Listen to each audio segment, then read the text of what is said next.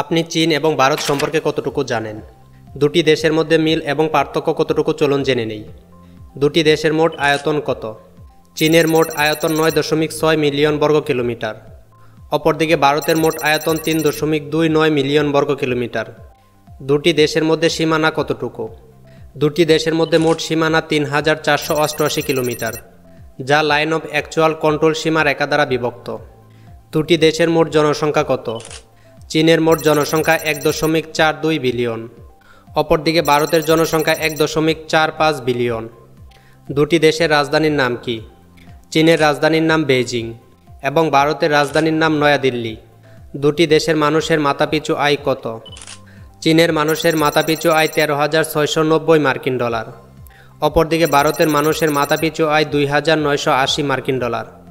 দুটি দেশের মোট জিডিপিএ কত? চীনের মোট জিডিপিএ 18.58 ট্রিলিয়ন মার্কিন ডলার। অপরদিকে ভারতের মোট জিডিপিএ 4.19 ট্রিলিয়ন মার্কিন ডলার। দুটি দেশে কোন জনগোষ্ঠীর লোক বেশি?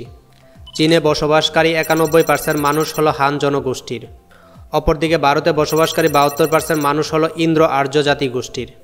দুটি দেশে কোন ধর্মের লোক বেশি? চীনে বসবাসকারী 34% মানুষ বৌদ্ধ ধর্মে বিশ্বাসী। অপরদিকে ভারতে বসবাসকারী 80% মানুষ হিন্দু ধর্মে বিশ্বাসী। কোন দেশ সামরিক শক্তিতে কততম স্থানে রয়েছে? চীন সামরিক শক্তিতে বিশ্বে 3 নম্বর স্থানে রয়েছে। চীনের মোট অ্যাক্টিভ সৈন্য সংখ্যা প্রায় 20 লাখ। অপরদিকে ভারত এ তালিকার 4 নম্বর স্থানে রয়েছে। ভারতে অ্যাক্টিভ সৈন্য সংখ্যা 14.55 লাখ।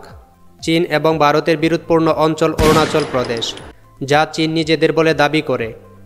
প্রিয় দর্শক, আপনি অরুণাচল প্রদেশ কার ভূখণ্ড বলে মনে করেন? অবশ্যই কমেন্টে জানান।